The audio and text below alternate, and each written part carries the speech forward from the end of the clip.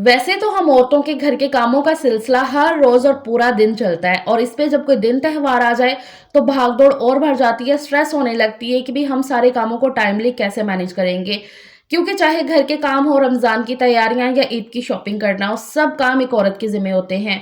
तो अगर आप एक बिजी मॉम्स, वर्किंग वुमेन या एक हाउसवाइफ हैं तो आज का ये स्ट्रेस फ्री मोटिवेशनल ब्लॉग आपके लिए स्पेशल है।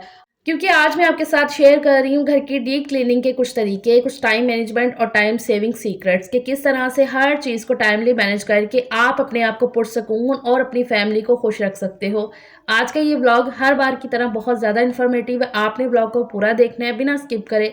किसी भी पॉइंट पे आपको आज का व्लॉग पसंद आए तभी एक लाइक और चैनल को सब्सक्राइब लाजमी करिएगा। तो जी अस्सलाम वालेकुम, क्या हाल चाल है, कैसी है मेरी प्यारी सी यूट्यूब फैमिली। अल्हम्दुलिल्लाह जी मैं ठीक हूँ, अल्लाह का करोड़ों बार शुक्र है। यहाँ पर सुबह के कोई 9:30 का टाइम है और आज मुझे करनी है अपने ये हॉल की डीप क्लीनिंग।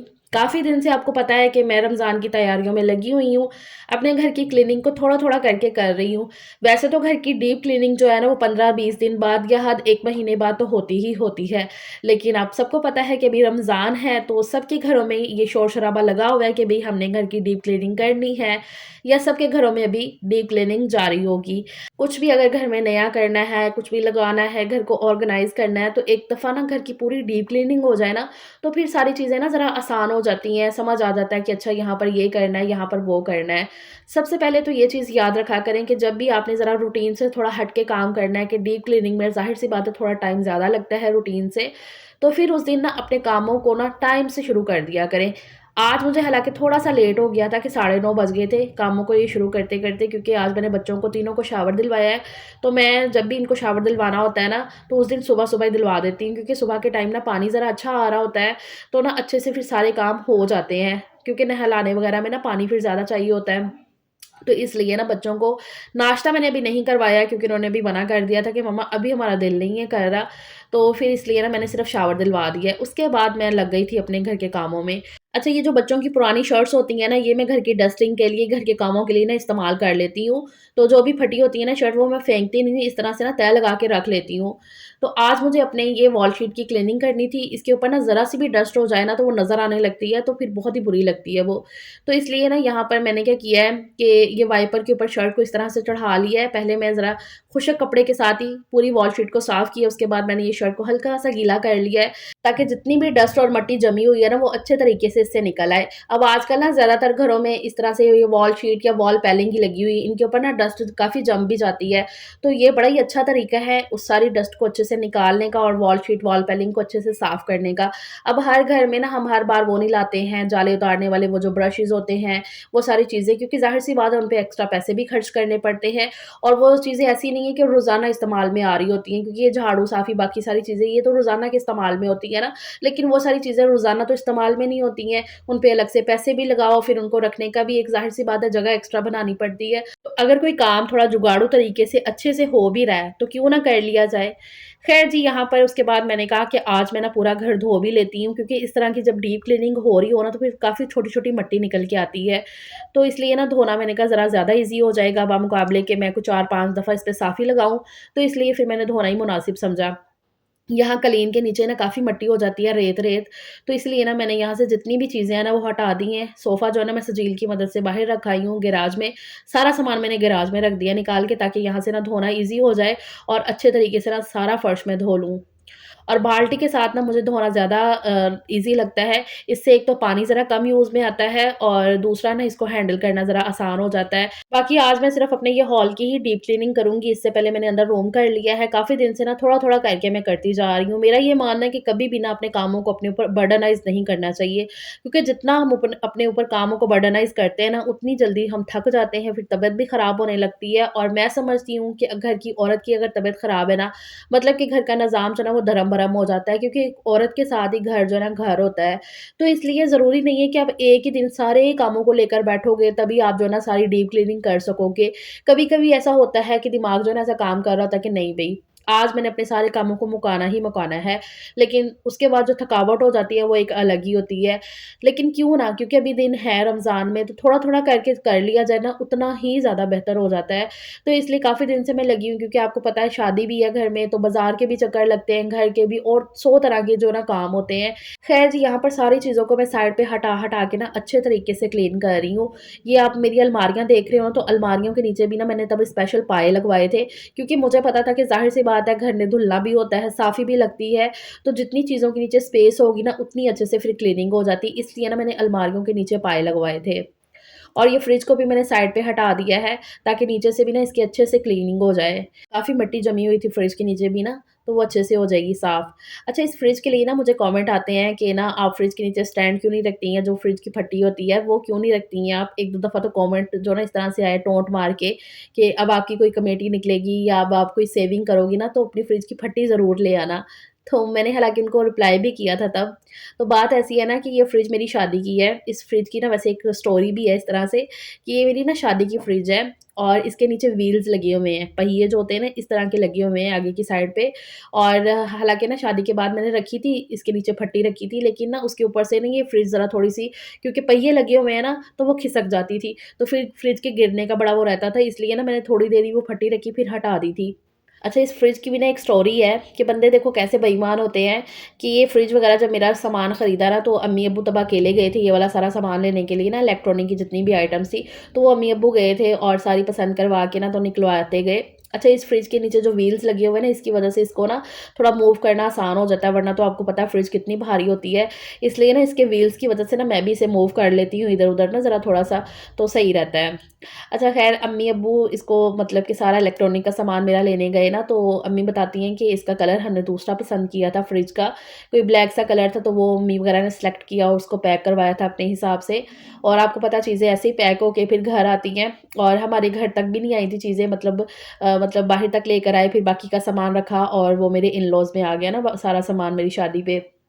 तो फिर मैंने कोई शादी के 6-7 महीने बाद जाके अपनी ये फ्रिज को लगाया था। तो तब मैंने देखा कि इसका ये कलर है, तो अम्मी मुझे कहती हैं, "फ़राह, हमने ये कलर पसंद नहीं किया था, हमने तो कोई वो ब्लैक सा कलर था वो पसंद किया था, तो इसको पैक करो, हम दोबारा से इन्हें जाके दिखाते हैं, बताते हैं कि भई आपने बेईमानी की है, हमें कलर जो है ना वो सही नहीं दिया है।"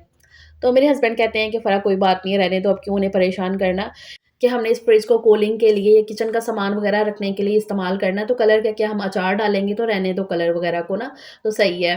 हालाँकि ना इस फ्रिज के कलर को लेकर ना मुझे 1-2 ज़रा बातें भी सुननी पड़ी, लेकिन यकीन करें, जब आपका शौहर अच्छा हो ना, तो हर तरह के माहौल में, हर तरह के लोगों में आप एडजस्ट कर लेते हो, आप हर तरह के माहौल में कॉम्प्रोमाइज़ कर लेते हो, सिर्फ़ आपका शौहर अच्छा हो। तो उसलिए ने हर तरह की बातों को इतने अच्छे तरीके से डील किया ना, कि मुझे कभी भी वो बातें इतनी ज़्यादा चुभी नहीं, कि उन चीज़ों को लेकर ना मैं दरगुज़र कर गई कि हाँ, तो इसलिए ससुराल में अगर आपका शौहर अच्छा है ना, आपके साथ वो हर जगह पे आपके साथ देने वाला है, तो बस इससे बेहतर कोई बात नहीं है आपके लिए। तो कभी भी ना अपने लिए जब भी आप कुछ भी माँगो, तो अपना नसीब अच्छा माँगा करो, कि अल्लाह ताला सब बेटियों के, बहनों के नसीब अच्छे करे। ख़ैर, इसलिए ना अब जब भी अरूज का सामान हम लेने जाते हैं ना, तो बहुत ज़्यादा हम चीज़ों को देखते हैं, चेक करते हैं कि सब कुछ हम सही लेकर जा रहे हैं ना, कि इस तरह से ना एक नसीहत सी हो गई है कि दुनिया इतनी बेईमान है, तो इसलिए जितना हो सके ना हमें खुद ही ख़्याल रखना पड़ता है। ज़रा वो कहते हैं ना, अपनी आँखों को चार करके रखना पड़ता है, जब बाज़ार जाओ तो हर हर चीज़ को बहुत ही एहतियात से लेना पड़ता है। ख़ैर जी, यहाँ बातों-बातों में मेरी क्लीनिंग काफ़ी हद तक हो गई है, ऑलमोस्ट ख़त्म ही हो गई है क्लीनिंग। यहाँ पर मैंने जो ना अच्छे तरीके से फ़र्श को धो लिया था, इस पे वाइपर वग़ैरह कर लिया, और उसके बाद बारी-बारी से सारा सामान जो ना अंदर रखा है, और ये कलीन को बिछा के ना इसके ऊपर दोबारा से मैं अच्छे तरीके से ना साफ़ी लगा दूँगी, ताकि इसके ऊपर भी जितनी डस्ट है ना वो भी निकल जाए। तो यहाँ पर अब मैं ये सोफ़े के ऊपर कपड़ा वग़ैरह बिछा देती हूँ। मैं सोच रही हूँ कि ना मैं इसका भी कवर जो है ना नया लेकर आऊँगी, और चेंज करने का सोच रही हूँ। मैं देखती हूँ कि मुझे टाइम कितना मिलता है, क्योंकि टाइम की इतनी शॉर्टेज हुई पड़ी है ना। ऐज़ यू ऑल नो, शादी है घर में, तो काफ़ी ज़्यादा माशाल्लाह माशाल्लाह से काम है। ईद की तैयारी, मतलब कि काफ़ी चीज़ें हैं, अल्हम्दुलिल्लाह। तो वो सब करने में तो मैं सोच रही हूँ कि अगर मुझे टाइम मिला तो मैं इसका कवर भी नया सिलूँगी इंशाल्लाह। तो यहाँ पर सफाई के लिए जितनी भी चीज़ें मैंने निकाली हुई थी, इनको वापस से साफ़ कर के अब मैं लगाती हूँ। वैसे तो मेरे हॉल में ना बहुत ज़्यादा कोई डेकोरेशन आइटम्स है ही नहीं, बहुत ज़्यादा कि बिल्कुल भी अभी मैंने नहीं लगाई हुई हैं। क्योंकि एक तो मुझे ऐसा लगता है कि ना जितनी ज़्यादा चीज़ें होंगी ना, उतना ज़्यादा सफाई की ना फिर झंझट हो जाती है। क्लीनिंग करते हो ना, आपको उतना ही टाइम लगता है। तो अभी फ़िलहाल मैंने उतनी लगाई नहीं है। एक तो फिर आपकी स्पेस भी काफ़ी कम हो जाती है और ये जो घड़ी है ये डेकोरेशन आइटम तो नहीं है, ये ज़रूरत की एक चीज़ है। तो इसलिए यहाँ पर ना मैंने इसको पहले ही निकाल के रख दिया था। अभी अच्छे तरीके से इसको मैं साफ़ करके ना तो फिर वापस से लगाती हूँ। इस तरह से ना सारी चीज़ों की दोबारा से मैं 2-2 दफ़ा डस्टिंग कर लेती हूँ। एक दफ़ा पहले और एक दफ़ा जो है ना बाद में, एक दफ़ा ज़रा ड्राई कपड़ा सारी चीज़ों पे मार लिया और उसके बाद कपड़े को हल्का-सा ज़रा वेट कर लिया, गीला कर लिया, तो उससे ना जितनी भी डस्ट फिर जमी होती है ना, वो अच्छे से निकल आती है। तो यहाँ पर घड़ी को भी ऐसे साफ़ करके मैंने अपनी जगह पे वापस लगा दिया है और पर्दे जो है ना मैंने पहले क्लीनिंग कर ली थी पूरी, फिर उसके बाद मैंने पर्दे चेंज किए थे, ताकि अगर मैं पहले से ये पर्दे डालती ना तो फिर भी वो फर्श को धोते हुए ना तो इसपे छींटे वगैरह जाती। तो इसलिए फिर ये पर्दे मैंने बाद में डाले। इस तरह से अल्लाह का शुक्र है पूरे हॉल की मेरी क्लीनिंग जो है ना वो अच्छे से हो गई है। पर्दे भी मैंने चेंज कर दिए हैं, पूरे घर के अंदर रूम का भी पर्दा है, यही वाला मैंने सेम डाल दिया है। तो इस तरह से ना टाइम मैनेजमेंट करके डेली की क्लीनिंग में जितना टाइम लगता है ना, उससे थोड़ा-सा ज़्यादा टाइम लगा के मैंने हॉल की डीप क्लीनिंग और पूरे घर की क्लीनिंग अच्छे से कर ली है। बच्चों को भूख लग गई थी, फिर नाश्ते के लिए ना मैंने हल्के-फुल्के से ये सैंडविच बना लिए हैं, जो कटलेट्स मैंने बना के रखे हुए थे ना, उनको मैंने जल्दी से फ्राई किया और बस वही मैंने ब्रेड में लगा के सैंडविच बना दिए हैं, ताकि बच्चे नाश्ता कर लें और मैं साथ ही खाना बनाने में लग गई थी। ये दोपहर का खाना भी हो जाएगा, नाश्ता भी हो जाएगा। तो इस तरह से ना थोड़े-थोड़े काम पहले से करके रखे हो ना, तो यकीन करें इतनी कोई सहूलत हो जाती है ना, जैसे कटलेट्स बना के रखे हुए थे, तो फटाफट से सैंडविच मैंने तैयार कर लिया और हम सबका नाश्ता हो गया हल्का-फुल्का सा। अब मैंने कहा मैं खाना बना लेती हूँ, तो यहाँ पर मैंने ये सब्जियों को भी फ्रीज़ करके रखा हुआ है, आपने रमज़ान प्रिपरेशन ब्लॉग में देखा है। तो यहाँ से मैंने मटर निकाल लिए हैं। अच्छा, ये ज़िप-लॉक बैग्स जो है ना, इसके लिए कमेंट आए थे कि ये आप ही कहाँ से मिलेंगे? तो ये बैग्स आपको जहाँ से डिस्पोजेबल बर्तन मिलते हैं ना, वही जो प्लास्टिक के डब्बे वगैरह होते हैं, डिस्पोजेबल बर्तन और इस तरह की चीज़ें वगैरह, तो वहाँ से आपको ये ज़िप-लॉक बैग आराम से मिल जाएँगे और बहुत ही सस्ते मिलते हैं। मैंने भी आपको बताया कि मैंने ये ₹100 के 1 पाव लिए हैं। तो इस तरह से ना इनमें चीज़ें बड़े अच्छे से स्टोर हो जाती हैं और पड़ी हुई अच्छी भी लगती हैं। तो थोड़े से मैंने मटर निकाल लिए थे जितने अभी मुझे पकाने हैं, बाकी के बैग को मैंने दोबारा से बंद किया अच्छे से, वही ज़िप को अच्छे से बंद किया और वापस से फ्रिज में रख दिया फ्रीज़र में। यहाँ पर आज मैं बनाने लगी हूँ मटर कीमा। इस तरह से ना थोड़ी-थोड़ी तैयारी पहले से करके रखी हो ना, तो यकीन करें हर काम इतना कोई आसान हो जाता है। हालाँकि ये रमज़ान प्रिपरेशन के व्लॉग में जब मैंने सब्जियों को फ्रीज़ किया ना, तो तब मुझे कमेंट आए हैं कि सब्जियों का टेस्ट ख़राब हो जाता है, खाने में ये सही नहीं रहती हैं। तो अब तक ना मैं कोई 3-4 सब्जियाँ बना चुकी हूँ, अल्लाह का शुक्र है इनका टेस्ट मुझे वैसा ही लगा जैसे हम खाना बनाते हैं, ज़रा-सा भी मुझे टेस्ट में फ़र्क नहीं लगा है और मैं काफ़ी टाइम से ना इस तरह से कर रही हूँ। और ऐसा नहीं है कि मैंने आपको कोई महीनों तक सब्जियाँ ये फ्रीज़ करने के लिए कहा है, 1 हफ़्ते के लिए कुछ भी नहीं होता है, 1 हफ़्ते में वो सारी सब्जियाँ ख़त्म हो जाएँगी। आप नई प्रिपरेशन करके रखो, यकीन करो इतनी कोई ज़िंदगी सुकून में आ जाती है ना, कि अगर आप वर्किंग वूमेन हो, बिज़ी हाउसवाइफ़ हो, ज़ाहिर-सी बात है हम हाउसवाइफ़ बिज़ी होती ही होती हैं। बहुत सारे काम होते हैं, तो इस तरह से ये छोटी-छोटी तैयारियाँ पहले करके रख दो ना, तो सच में ज़िंदगी में बड़ा सुकून आ जाता है। तो ये टमाटरों की भी मैंने पेस्ट को क्यूब्स में बना के रखा हुआ है, अभी बस वही मैंने निकाले हैं और मसाला तैयार कर लूँगी। यहाँ पर आज मैं बना रही हूँ मटर और कीमा, क्योंकि मेरे पास फ्रिज में सीने का चिकन पड़ा हुआ था, तो मेरे बच्चे ना हड्डी वाली बोटी शौक से खाते हैं। बाकी वो बोटी को ना ऐसे ज़रा साइड पे कर देंगे, तो इसलिए फिर मैंने कहा कि चलो इसका कीमा बना लेते हैं। इस तरह से बच्चे खा भी लेंगे और मटर कीमे का सालन भी तैयार हो जाएगा। तो यहाँ पर इसलिए इस चॉपर के अंदर ही ना मैंने ये कीमा कर लिया। इस चॉपर के अंदर भी ना बहुत सारे काम ईज़ी तरीके से हो जाते हैं। अच्छा, मुझसे ना मेरी बहनें पूछ रही थी कि आप ये चॉपर का रिव्यू दें, इस चॉपर के ब्लेड्स को आपने तेज़ कैसे किया है? तो इस चॉपर के ब्लेड्स को तेज़ करने के लिए ना आप हफ़्ता 10 दिन बाद, थोड़े दिन बाद ना इस चॉपर के अंदर ढेर सारा नमक डालो और इसके अंदर यही ब्लेड को रख के ना ऐसे तेज़ी से चला दो, जैसे आप किसी इस चीज़ को चॉप कर रहे हो। तो इस तरह से ना ब्लेड तेज़ हो जाते हैं। तो ख़ैर जी, यहाँ पर फटाफट से मैंने हांडी का मसाला तैयार कर लिया है। काफ़ी काम जो पहले से करके रखा हुआ था, बस अभी झटपट से मैंने मसाला तैयार किया है और यहाँ पर खाना बन के तैयार भी हो गया है। मटर और कीमे का सालन बहुत ही टेस्टी वाला बना है, साथ में मैंने कहा रोटियाँ बाहर से मँगवा लूँगी। मेरा तो ये नाश्ता और दोपहर का खाना भी हो गया है। तो अगर इतना ज़्यादा आपने काम किया हो, तो थोड़ा बहुत अपने आप को सुकून देने के लिए अगर कोई चीज़ बाहर से मँगवा ली जाए, तो इसमें कोई हर्ज नहीं है। रोटियाँ ज़्यादातर मेरे घर में बाहर से आ जाती हैं।